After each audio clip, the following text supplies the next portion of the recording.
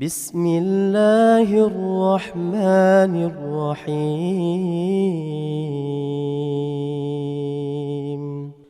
بسم الله الرحمن الرحيم. السلام عليكم ورحمة الله وبركاته. الحمد لله حمدا كثيرا طيبا مباركا فيه مباركا عليه كما يحب ربنا ويرضى. وأصلي وأسلم على نبينا الكريم محمد وعلى آله وأصحابه ومن تبعهم بإحسان إلى يوم الدين. Saudara-saudaraku kaum muslimin dan kaum muslimat rahimani wa rahimakumullah. Kita lanjutkan kembali pembacaan kitab kita Syarh Sunnah lil Muzani rahimahullah. Akhir dari pembahasan yang kita bahas adalah ucapan Al-Imam Al-Bukhari di mana beliau bertemu dengan lebih dari 1000 guru dari seluruh negeri dari negeri muslimin. Mereka semuanya sepakat bahwasannya yang namanya iman qaulun wa amalun. Iman itu adalah qaul dan amal. Yang tidak dikatakan sebagai iman tanpa amal dan tidak dikatakan amal yang benar tanpa iman. Kemudian disebutkan oleh Al-Imam Ibnu Abdul Barr rahimahullah, ajma'a ahlul fiqhi wal hadithi ala anna al-imana qawlun wa amalun wa la amala illa biniyatin wal imanu indahum yazidu bit ta'ati wa yanqusu bil ma'siyah wa ta'atu kulluha indahum imanun illa ma dhukira an Abi Hanifa wa ashabihi fa innahum dhahabu ila anna ta'at la tusamma imanan qalu innamal imanu tasdiqu wal iqraru wa minhum man zada wal ma'rifah. Disebutkan oleh Al-Imam Ibnu Abdul Barr rahimahullah, sepakat seluruh ulama fikih dan hadis bahwasanya yang namanya iman adalah qaul dan amal. Tidaklah sesuatu amalan dikatakan amalan kecuali dengan niyah. Dan iman di sisi mereka naik dengan ketaatan dan berkurang dengan maksiat. Sebagaimana yang telah kita jelaskan pada pertemuan yang lalu. Dan ketaatan-ketaatan seluruhnya di sisi mereka, yaitu para ulama hadis, adalah iman. Kecuali apa yang disebutkan dari Abu Hanifah rahimahullah dan murid-muridnya, di mana mereka berpendapat bahwasannya yang namanya ketaatan tidaklah dinamakan sebagai iman. Mereka mengatakan iman itu cukup hanya membenarkan saja, bukan bagian dari amalan. Walaupun di sana para ulama berbicara panjang lebar. Perselisihan di antara Abu Hanifah rahimahullah dengan ulama-ulama yang lainnya di dalam masalah iman, apakah perselisihan hanya sekedar beda dalam menggunakan bahasa saja, atau memang perselisihannya di dalam hakikat masail ini? Iya, terjadi perselisihan pendapat panjang di kalangan para ulama. Ada sebagian ulama mengatakan bahwasanya khilaf di antara para imam-imam dengan Abu Hanifah dalam masalah iman itu adalah khilaful lafaz. Lafadznya saja berselisih, tapi hakikatnya mereka sama. Namun sebagian ulama yang lain menyebutkan bahwasannya Abu Hanifah rahimahullah bersendirian dalam masalah iman, menyelisih dari ulama-ulama yang lainnya. Di mana letak perselisihannya? Letak perselisihannya amal ini. Apakah amal itu bagian dari iman ataukah bukan? Kita telah menukilkan ucapan para ulama dan ayat-ayat Al-Quranul Karim di mana menunjukkan bahwasanya amalan itu adalah bagian dari iman. Di mana Allah Subhanahu wa taala mengatakan wa ma umiru illa liya'budullaha mukhlishina lahuddin hunafa wa yuqimus salata wa yu'tuz zakata wa dzalika dinul qayyimah. Dan tidaklah mereka diperintahkan kecuali untuk beribadah hanya kepada Allah dalam keadaan mengikhlaskan agamanya hanya untuk Allah. Dan mereka menegakkan salat. Amalan tidak menegakkan salat. Amalan. Wa yutuz zakah. Amalan tidak mengeluarkan zakat. Amalan. Kemudian Allah katakan apa? Dzalika dinul qayyimah. Itu merupakan agama yang kokoh. Itu yang disebut sebagai agama. Yang disebut sebagai iman ketika digabungkan di dalamnya amalan hati, ya, kemudian diucapkan dengan lisan dan diamalkan dengan jawarih. Faham? Nah, Abu Hanifah di dalam beberapa aqwalnya beliau mengatakan bahwasanya amal ini tidak termasuk bagian dari iman.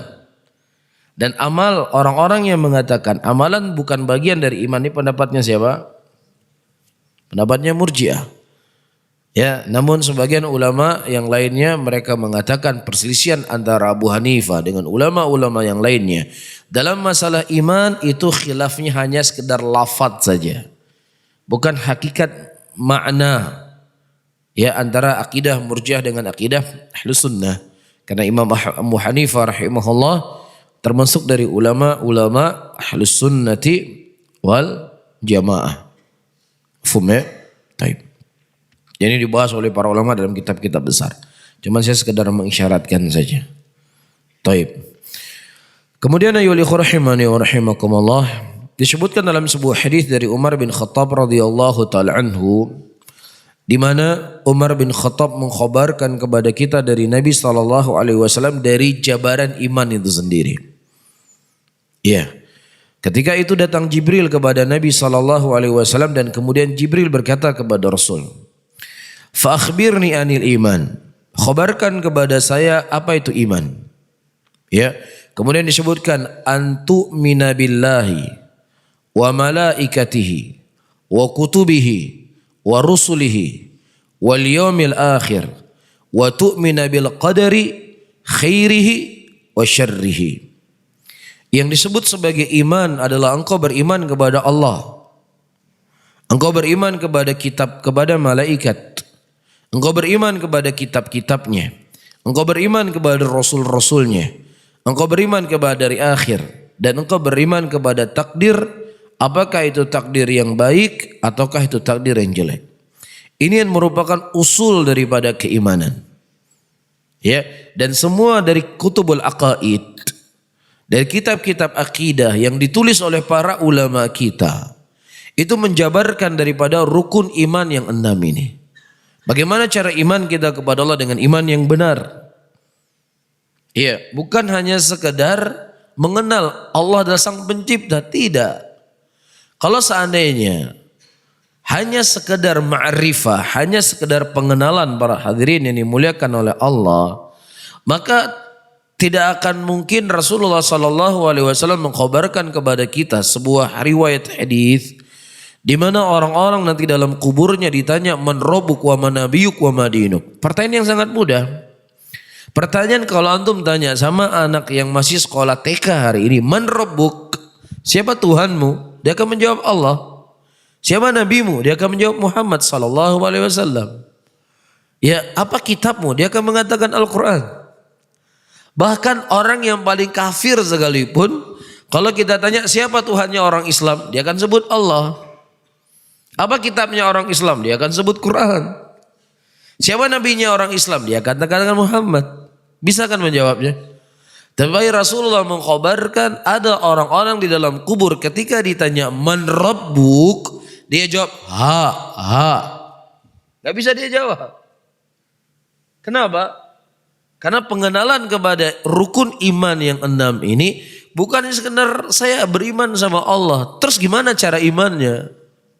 Apa konsekuensi dari keimanan tersebut? Bukannya sekedar Allah Tuhan saya. Bukannya sekedar Nabi Muhammad itu Nabi saya. Bagaimana cara engkau beriman kepada Muhammad itu sallallahu alaihi wasallam? Apa konsekuensi dari keimanan engkau kepada Rasul? Inilah yang akan mendorong dan membantu engkau bisa menjawab pertanyaan malaikat di dalam kubur. Bisa difahami ya? Jadi bukan Simple saja rukun iman ada 6. Sudah, beriman kepada Allah, beriman kepada kitabnya, beriman kepada malaikat, beriman kepada Rasul, beriman kepada hari akhir, beriman kepada takdir. Udah selesai. Ini juga orang kafir juga bisa menghafalnya. Bukan begini cara, bukan hanya sekedar ma'rifah. Makanya disebutkan iman itu bukan hanya sekedar ma'rifah, tapi iman itu ikrar. Ma'rifah itu pengetahuan. Iya. Orang Yahudi tahu enggak bahwasanya Nabi Muhammad adalah nabinya Allah? Tahu dia. Ya'rifunahu kama ya'rifuna abna'ahum. Mereka mengenal Muhammad seperti mereka mengenal anak-anak mereka sendiri. Ada ma'rifah mereka. Ada pengetahuan mereka bahwasanya Nabi Muhammad itu adalah Rasulnya Allah seperti dia tahu anaknya sendiri. Tapi apakah bermanfaat ma'rifahnya mereka? Bermanfaat ma'rifahnya orang Yahudi? Ma'rifah itu pengenalan, pengetahuan. Enggak bermanfaat kan? Tapi yang namanya iman itu harus ada ikrar dalam hati. Kemudian terucap dari lisannya. Dan kemudian diamalkan dengan jawareh. Nah, bagaimana seseorang itu bisa mengucapkan dengan lisan kalau dia nggak mengerti bagaimana cara iman kepada Allah? Apa saja iman kita kepada Allah? Mafhum? Jelas ya? Jadi perlu di sini untuk kita pelajari, menjabarkan daripada rukun iman ini. Makanya dari kita, saya ulangi kembali, dari Kutubul Aqaid yang ditulis oleh para ulama kita, mereka menjabarkan tentang rukun iman yang 6 ini. Iya. Dan di setiap rukun yang 6 ini selalu ada orang yang menyimpang dalam memahaminya. Saya sebutkan malaikat. Iya.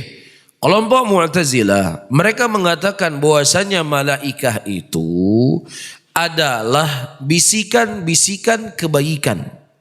Jadi dia bukan sesuatu makhluk yang memiliki wujud, enggak.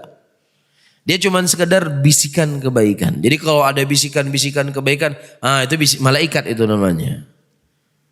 Gak mungkin ada makhluk di luar daripada alam manusia punya bentuk seperti ini, gak mungkin, gak masuk akal itu.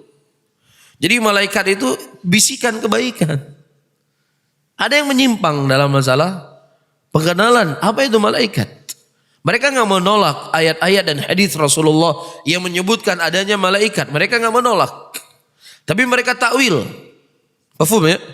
Dan ini jelas bertentangan dengan hadis-hadis yang datang dari Nabi kita Muhammad sallallahu alaihi wasallam.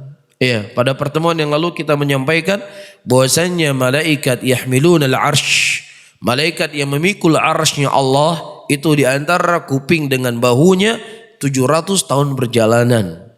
Berarti dia punya kuping, dia punya bahu, berarti dia adalah makhluk yang memiliki bentuk. Malaikat itu bukan cuma sekedar bisikan-bisikan kebaikan. Bisa difahami ya? Jelas di sini? Baik. Kemudian masalah takdir juga sudah pernah kita bahas. Masalah hari akhir juga sudah pernah kita bahas. Iya, jadi bukan hanya sekedar seseorang, semua orang Islam kalau kita tanya, kamu percaya nggak ada hari akhir? Ya, percaya. Ada kehidupan setelah kehidupan dunia ini, semua percaya. Ya, ini cuman sekedar ma'rifah. Ya, tetapi yang disebut sebagai iman engkau kepada hari akhir, keyakinan engkau bahwasanya akan ada hari setelah hari dunia ini, ya. Nah, apa persiapan engkau menyambut hari itu? Apa persiapan engkau?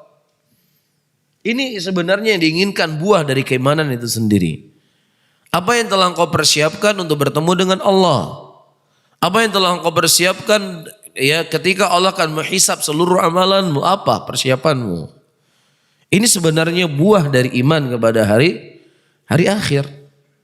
Makanya sering kita sampaikan para hadirin dan hadirat yang dimuliakan oleh Allah, para ulama-ulama terdahulu, para sahabat Rasulullah sallallahu alaihi wasallam, kalau mereka memikirkan bagaimana keadaan dan kondisi setelah hari dunia ini, terkadang mereka tidak bisa tersenyum.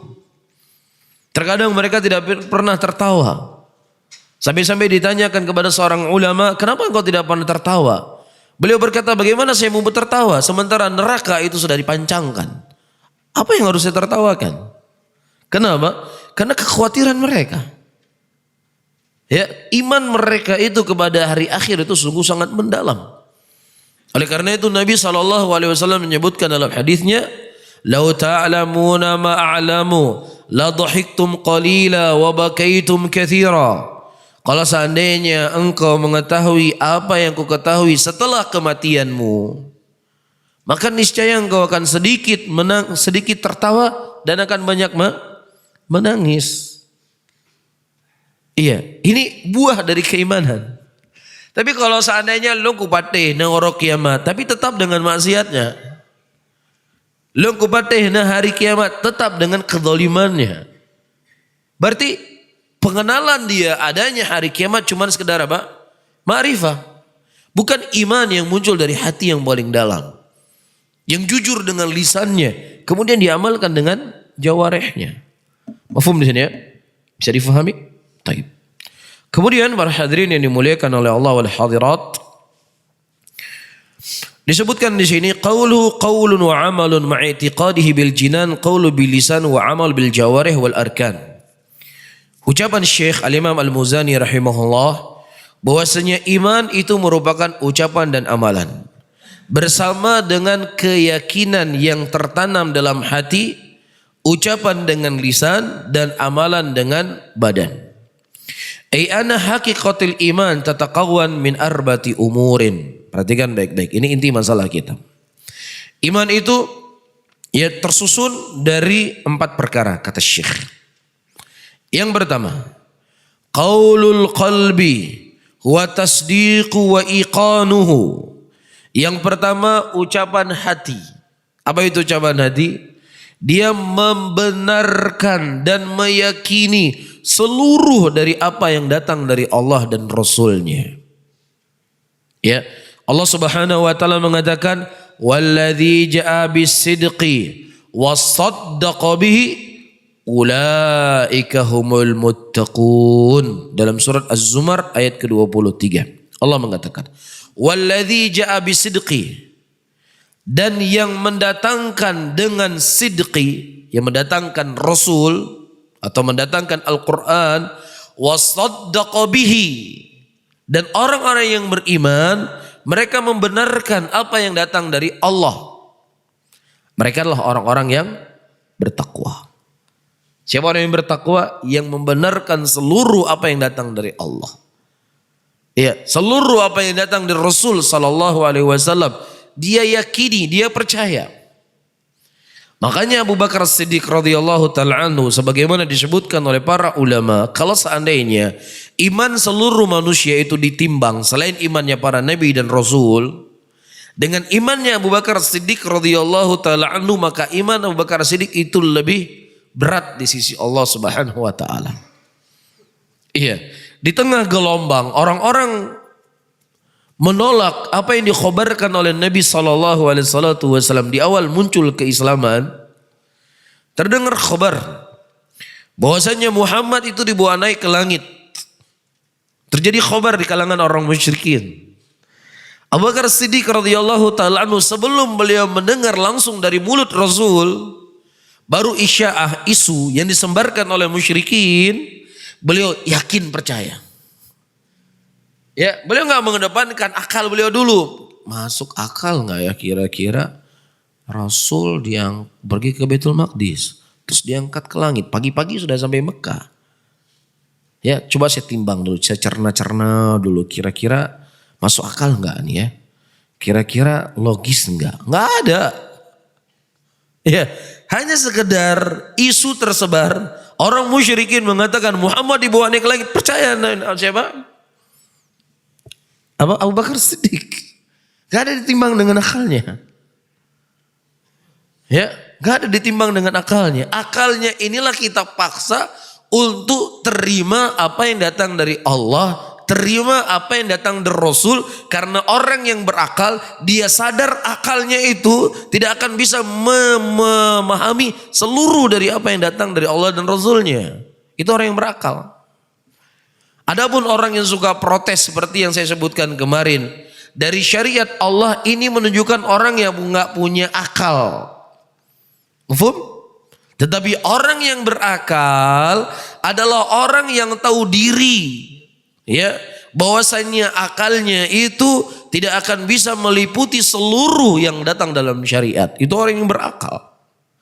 Makanya Nabi SAW menyebutkan dalam hadisnya, rahimahullah, Allah merahmati orang yang tahu kadar dirinya. Apa kadar diri kita manusia? Akal kita terbatas. Ya, makanya manusia kalau terlalu banyak pikiran bisa gila dia, bisa stres. Ya, punya masalah sama istri, punya masalah sama mertua, punya masalah sama pekerjaan. Punya 4 masalah saja satu hari, itu baikon harus jauh-jauh dari dia, bahaya itu sudah. Baikon jangan dibiarkan sendiri, jauhi tali, bisa mati bunuh diri. Karena akal dia tuh nggak sanggup dia, hanya beberapa masalah. Nggak sanggup dia. Makanya dibutuhkan keimanan di situ. Ya, saya beberapa hari lalu diskusi sama seseorang. Dia cerita saya pernah minum minyak wangi, katanya mau bunuh diri. Ya, dia cerita punya masalah dengan ini, punya masalah dengan itu. Iya. Apa faedah yang bisa kita petik? Faedah yang bisa kita petik dari kisah-kisah ini, para hadirin dan hadirat yang dimuliakan oleh Allah. Yang menciptakan kita siapa? Allah kan. Allah yang menciptakan kita. Yang paling tahu tentang kita itu siapa? Allah. Iya. Dan Allah mengkhabarkan dalam Al-Quran yang akan bisa memberikan kebahagiaan buat kalian manusia itu adalah apa? Dengan dekatnya kalian kepada Allah. Dengan kalian jadikan Al-Quran ini sebagai pedoman dalam hidup kalian.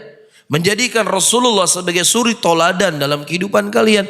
Ini solusi yang diberikan oleh Allah. Allah yang lebih tahu apa yang terbaik buat kita. Nah kalau kita mencari jalan selain dari jalan ini celaka kita. Iya. Tetapi dalam urusan dunia manusia ini luar biasa. Mobil yang dibuat sama Jepang. Iya, Jepang bilang pakai bensin, jangan pakai solar. Diisi solar, bisa nggak jalan mobilnya? Hah? Mobil bensin diisi solar. Alah, karena gua petih Jepang, gua pasang solar mendang. Silakan ente diisi solar mobil bensin. Ente jalan 1 kilo 2 kilo mogok mobil ente. Kan begitu kan? Jepang yang lebih ngerti tentang apa yang ada dalam mobil karena dia yang buat mesin. Kenapa kepada Jepang kita begitu sikoh, begitu yakin, begitu percaya? Nyo hanya pasang oli bensin, nyo harus pasang solar, motor solar. Kenapa yakin? Kenapa kepada Allah Subhanahu wa taala? Iya, zat yang menciptakan Jepang itu, yang memberikan akal kepada si Jepang. Kenapa kita nggak percaya? Mafhum? Di sinilah ya dituntut keimanan kita. Walladzi jaa bis-sidqi wa saddaqa bihi ulaika humul muttaqun, kata Allah. Mafhum? Ya, ini bentuk pembenarannya dari iman itu sendiri.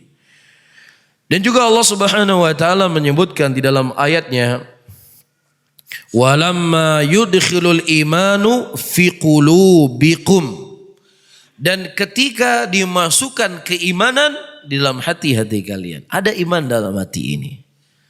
Ya, ini dalil menunjukkan bahwasanya apa? Iman itu adalah tasdik dalam hati. Mafhum? Pembenaran di dalam hati. Allah sebutkan apa? Walamma yudkhilil imanu fi qulubikum. Dan ketika dimasukkan iman ke dalam hati kalian. Dan juga Allah Subhanahu wa taala mengatakan dalam surat Al-Hujurat ayat ke-15, Innamal mu'minuna alladhina amanu billah wa rasulihi thumma lam yartabu saddaqu thumma lam yashukku. Hanya orang-orang beriman yang mereka beriman kepada Allah dan beriman kepada Rasul, kemudian tidak ada keraguan dalam hati mereka kepada Allah dan Rasulnya. Keraguan itu di mana tempatnya? Dalam hati. Ya, tidak ada keraguan dalam hatinya, keimanan kepada Allah dan iman kepada Rasulnya. Ya, dan konsekuensi dari ketidak ada keraguan iman kepada Allah dan Rasulnya yaitu juga dalam syariatnya. Ya, ada orang, saya nggak ragu Allah itu menciptakan saya. Saya tidak ragu Allah yang mengatur seluruh alam semesta ini. Tetapi apa yang Allah khabarkan di dalam Al-Quran, ya, ada yang bisa kita percaya, ada yang tidak bisa kita percaya. Berarti iman kamu dalam hatimu rusak. Karena imanmu gak sejalan dengan ucapanmu. Bisa difahami? Apa misalnya? Saya hanya ingin beriman kepada Allah dan Rasulnya, tetapi mengkafirkan orang-orang musyrikin, mengkafirkan orang Yahudi, mengkafirkan orang Nasrani. Saya nggak mau. Saya nggak mau itu. Tapi saya iman sama Allah. Saya iman kepada Rasul. Mas, ketika ente iman kepada Allah dalam hati ente, itu harus sesuai dengan lisan ente. Iya, bukan hanya beriman kepada zatnya Allah, tapi beriman dengan apa yang Allah khabarkan dalam Al-Quran. Allah mengkhabarkan dalam Al-Quran mereka orang kafir. Lah kenapa kemudian ente nggak imani? Mafhum di sini ya? Jelas? Jadi ini bentuk iman kita kepada Allah. Bukan hanya Allah yang mencipta, hanya Allah yang berikan rezeki kita. Bukan itu saja. Tapi beriman dengan apa yang Allah khabarkan dalam Al-Quran. Apa yang dikhabarkan oleh Rasulullah SAW dalam hadis-hadisnya. Bisa difahami? Karena sebagian orang terkadang iman kepada Rasul itu cukup setahun sekali.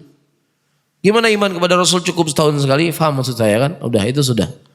Pokoknya setahun sekali iman kepada Rasul, pegat beraya-raya, kasih. Hana semayang, hana mandaleh. Yang penting nayo kalau tak pegatnya ke Nabi. Cinta nayo ke Nabi. Ya untuk melihat bagaimana syaitan mempermainkan manusia. Ya. Jadi seakan-akan para hadirin dan hadirat yang dimuliakan oleh Allah. Iman yang sempurna, iman mutlak itu adalah ketika dalam setahun sekali itu cukup kita iman kepada Rasul dengan hal-hal yang disebutkan itu. Itu cukup sudah.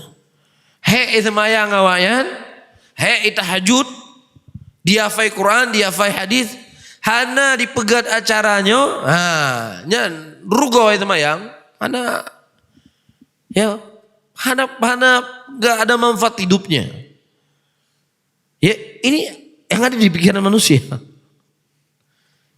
Apa salah dari bab ini? Salah dalam bab keimanan.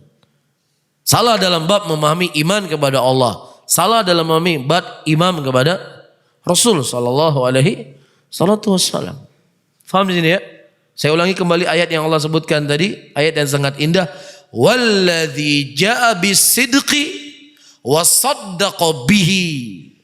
Dia membenarkan apa yang datang dari Allah, membenarkan apa yang datang dari Rasul. Apa yang didatangkan oleh Allah, Al-Quran 30 juz didatangkan oleh Allah kepada kita. Rasul yang berdakwah selama 23 tahun, yang itu ada ucapan beliau, ada perbuatan beliau, itu yang didatangkan kepada kita. Dan itulah yang dituntut kepada kita untuk membenarkannya. Membenarkan dalam hati, diucapkan dengan lisan, dan diamalkan dengan badan. Mufhum? Itulah keimanan. Tapi kalau cuma pegah-pegah nabinya, nabi katanya, nabi yang paling hayu, itu nggak cukup, Mas. Ya, pada pertemuan yang lalu, pada pertemuan di malam Ahad kemarin, kita menyampaikan bagaimana Abdullah bin Sabah, tokoh pendiri Syiah, dia keliling negeri-negeri muslimin pada waktu itu. Apa yang keluar dari mulutnya? Tidak ada nabi yang paling mulia di muka bumi ini yang lebih mulia dari Nabi Muhammad sallallahu alaihi wasallam. Ini nabi yang terbaik. Nabi yang paling agung di antara seluruh para nabi dan rasul. Tapi apa? Dibakar sama Ali. Dibakar sama Ali, dibakar hidup-hidup sama Ali walaupun dia sempat lari. Tapi pengikutnya dibakar hidup-hidup oleh Ali. Loh kok bisa dibakar orang yang mengatakan Rasulullah adalah nabi yang paling terbaik? Iya, dia mengatakan Rasulullah adalah nabi yang paling terbaik, tetapi dia inginkan di dalamnya apa? Kebatilan, kekufuran dan kesesatan di dalamnya. Ya, demikianlah ahlul batil. Kalamul haq yuridu bihil batil. Ucapannya benar, tapi diinginkan dengannya kebatilan. Ketika dia mengatakan Rasul adalah manusia yang paling terbaik, dengannya mereka ingin mengarahkan bahwasanya sebaik-baik wasiat adalah siapa? Ali bin Abi Thalib. Sebaik-baik orang yang diberikan wasiat adalah Ali bin Abi Thalib. Sehingga siapa yang tidak menjadikan Ali bin Abi Thalib sebagai khalifah setelah wafatnya Rasulullah SAW, berarti dia pengkhianat kepada Nabi yang terbaik ini. Nah, itu yang diinginkan. Faham di sini?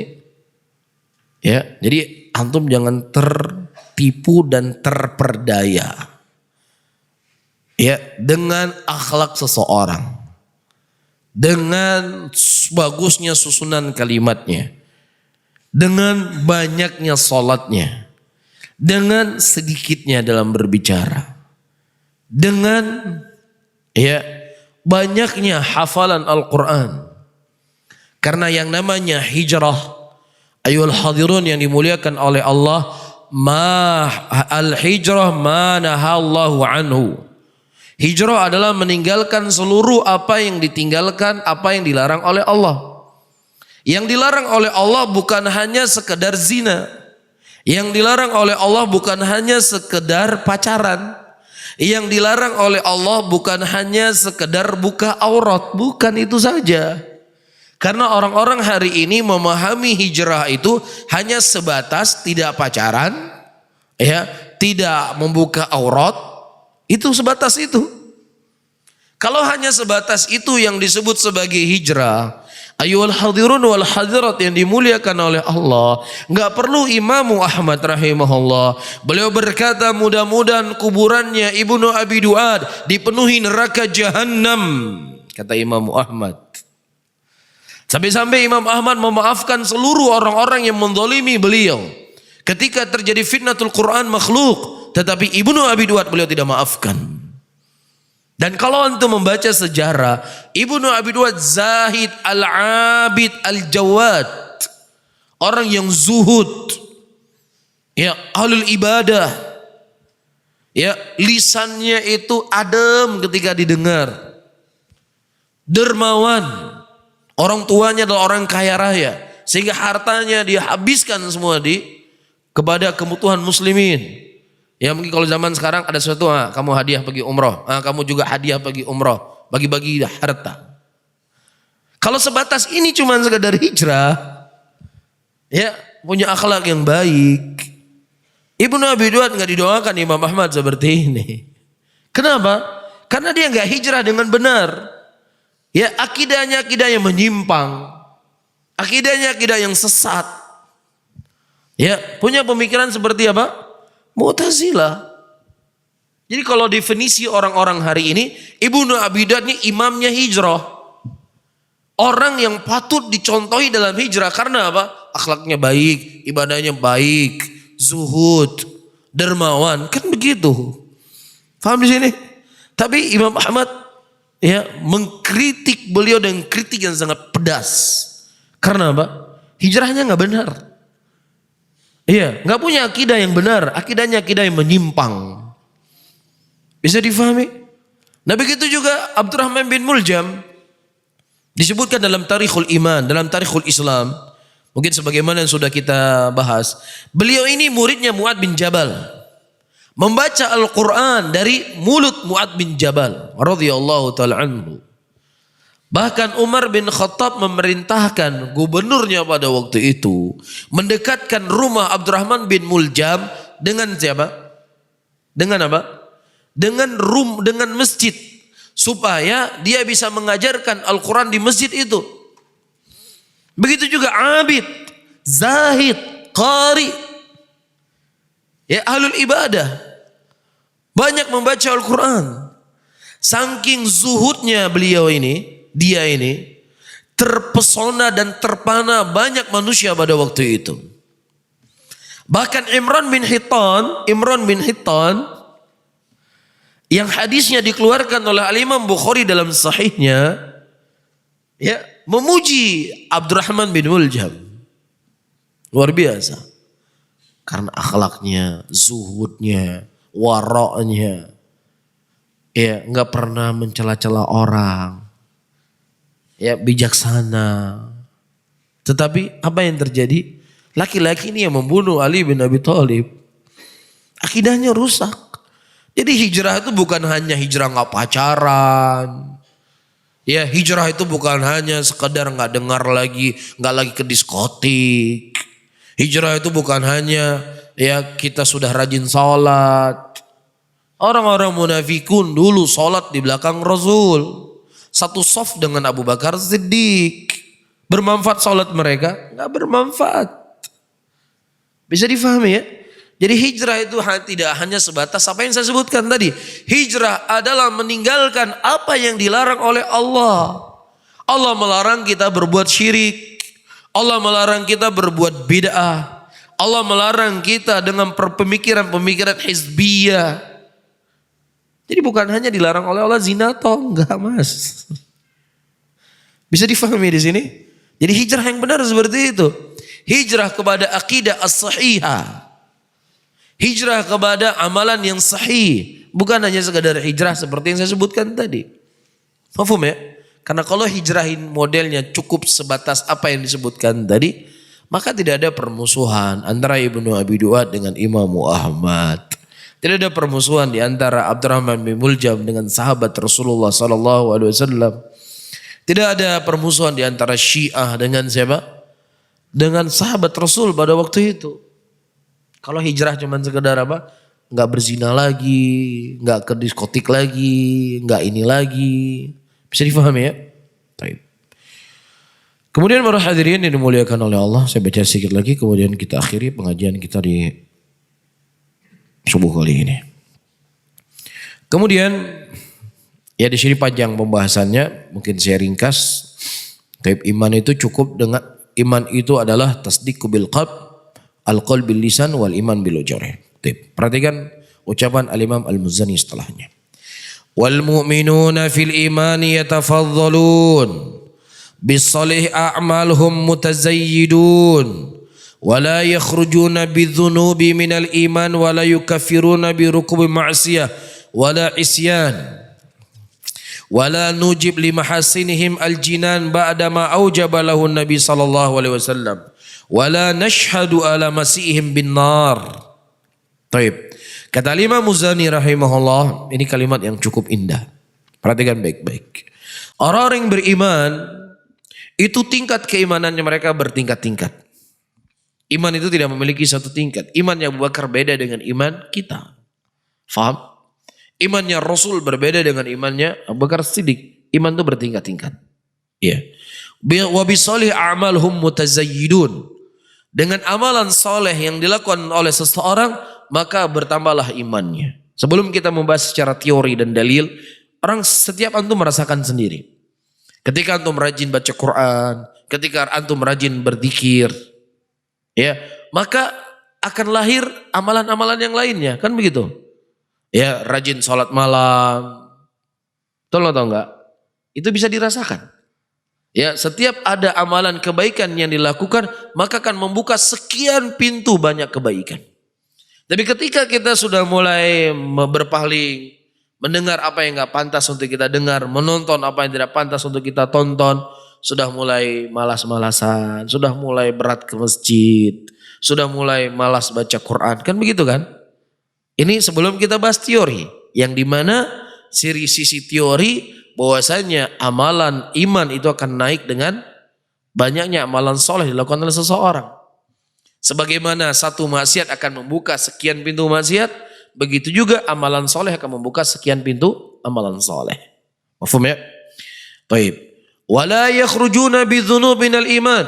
Tidaklah seseorang itu dikeluarkan dari keimanan dengan dosa yang dia buat.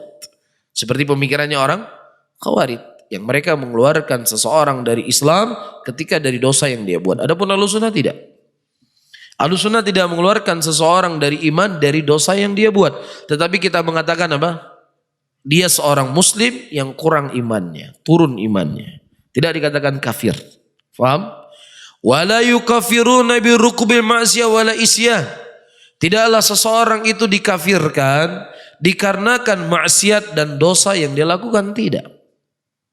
Iya, dan yang penting perhatikan baik-baik. Wala nujibu li mahasinihim al-jinan, dan kita tidak mengatakan orang-orang yang berbuat perbuatan yang saleh itu mereka pasti masuk surga. Faham di sini? Kecuali siapa yang telah dikhabarkan oleh Nabi, fulan min ahlil jannah, fulan min ahlil jannah. Faham di sini? Ya, kita mengatakan orang yang mereka mengamalkan sunnah Rasulullah, dia akan dimasukkan ke dalam surga. Orang yang sholat, yang membayar zakat dan beramal soleh, ganjaran bagi mereka apa? Surga. Kita berbicara secara sifat. Kita sedang tidak berbicara saya orang mengamalkan sunnah, saya pasti masuk surga. Enggak. Ya, dia orang yang rajin sholat, dia pasti masuk surga. Enggak. Tetapi kita mengatakan dia memiliki sifat-sifat dari penghuni surga yang mudah-mudahan dia bisa masuk surga. Tetapi kita tidak memastikan dia masuk ke dalam surga. Karena yang memastikan seseorang masuk surga itu hanya Allah melalui lisan Rasulnya. Abu Bakar min ahlil jannah, kita katakan dia penghuni surga. Paham ya? Jelas? Ini penting ini. Ini untuk membantah tuduhan-tuduhan. Paham ya? Hanya mereka saja yang punya kunci surga. Ya, jitok dalam surga lain hana mendum. Ya, ketika kita membahas hal seperti ini, kita bukan sedang mengatakan kita masuk surga. Kita sedang membahas siapa saja yang mereka rajin mengamalkan amalan-amalan soleh. Seperti Allah Subhanahu wa taala sebutkan dalam Al-Qur'an, "Man amila salihan min dzakari aw untha fahuwa mu'min, falanuhyiyannahu hayatan thayyibah." Barang siapa yang beramal soleh dari kalangan laki-laki dan kalangan perempuan, maka mereka adalah orang-orang mumin dan mereka akan mendapatkan kehidupan yang baik. Faham? Ini janji Allah. Kita sedang tidak menunjuki wajah. Bang Mus, Rono dalam surga apa? Karena rajin sholat. Enggak ada. Siapa yang berani mengatakan demikian? Ada yang berani? Hah? Itu hanya datang dari wahyu yang disampaikan kepada Rasulnya. Dan Rasul menyampaikan kepada kita, Abu Bakar min ahlil jannah. Abu Bakar itu sebagai penghuni surga. Udah kita yakini. Mafhum? Dan orang yang sudah dijamin masuk surga saja seperti Umar bin Khattab radhiyallahu taala anhu mendatangi Hudzaifah ibn al-Yaman, "Ya Hudzaifah, hal sammani Nabi sallallahu alaihi wasallam minal munafiqin?" Ya Hudzaifah, apakah engkau pernah mendengar aku disebutkan oleh Rasulullah dari kalangan munafikin? Ini orang sudah dijamin masuk surga.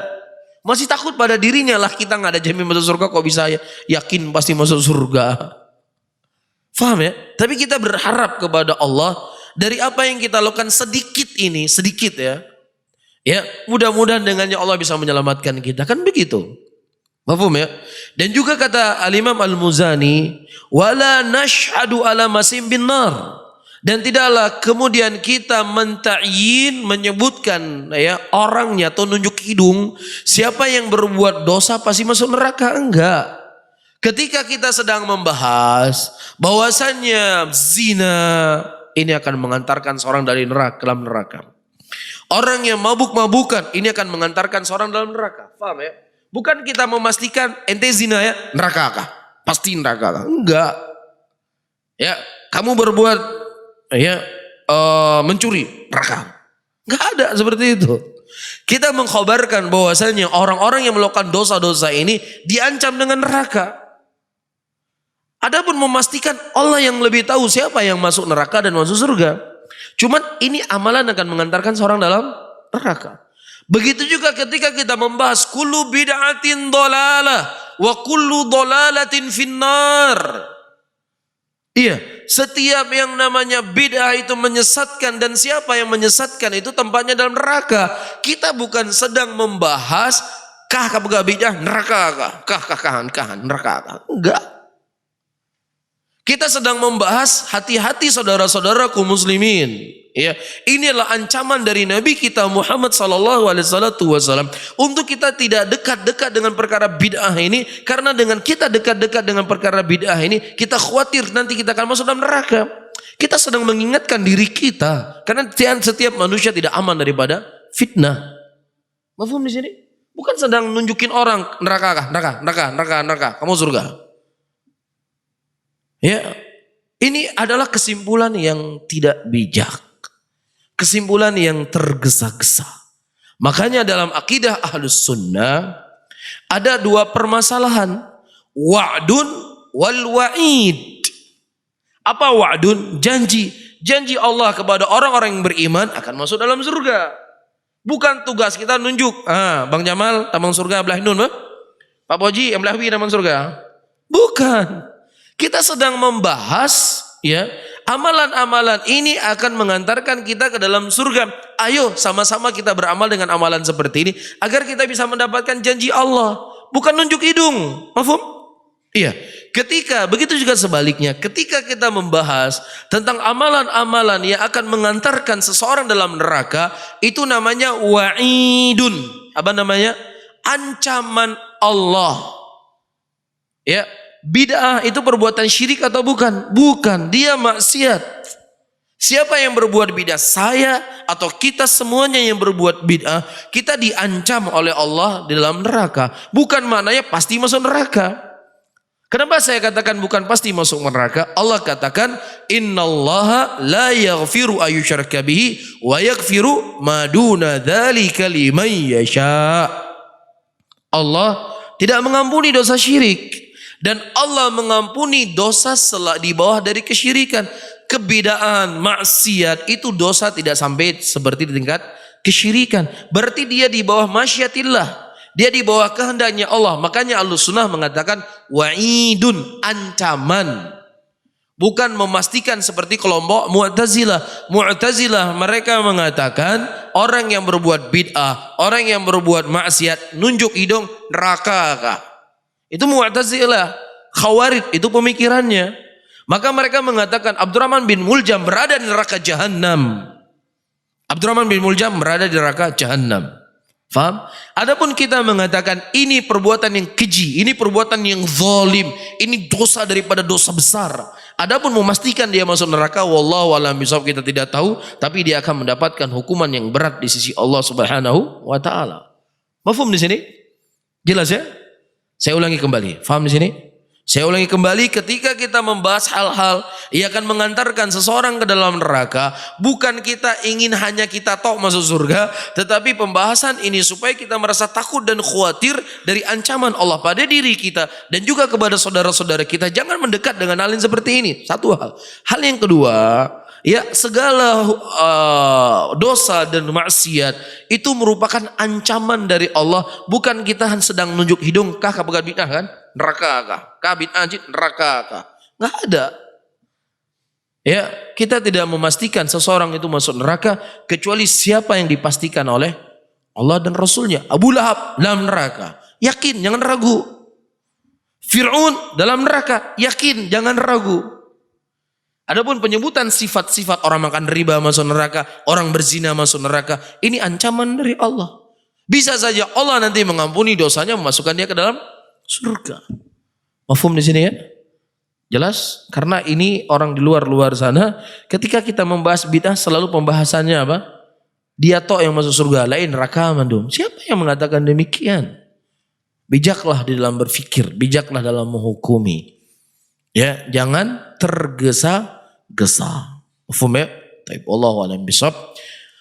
Mungkin ini yang bisa saya sampaikan, insyaallah kita sambung pada pertemuan yang akan datang. Taib, saya akhiri, Allahumma salli ala Muhammadin wa ala alihi wa ashabihi wa man tabi'ahum bi ihsanin ila yaumiddin. Wassalamualaikum warahmatullahi wabarakatuh.